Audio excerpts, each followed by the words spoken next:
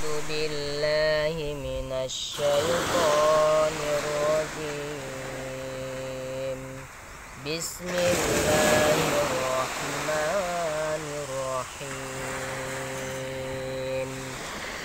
فإذا قضيتم مناسككم فاذكروا الله كذكركم آباءكم أو أشد ذكرا.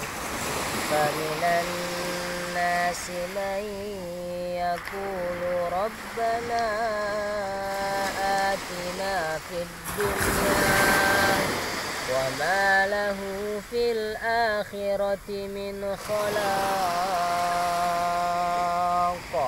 ومنهم من يقول ربنا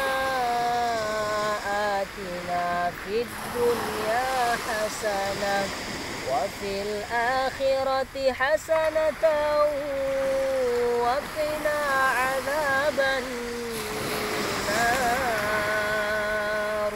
أولئك لهم نصيب مما كسبوا والله سريع الحساب.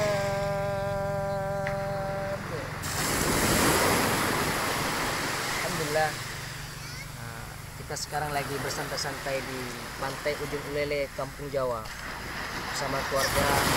Kita bisa melihat pemandangan yang indah, Masya Allah. Ada kapal-kapal, ada orang lagi menangkap ikan dengan jaring, Masya Allah.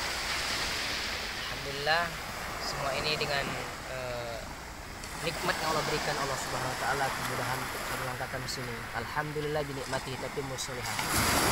Alhamdulillah.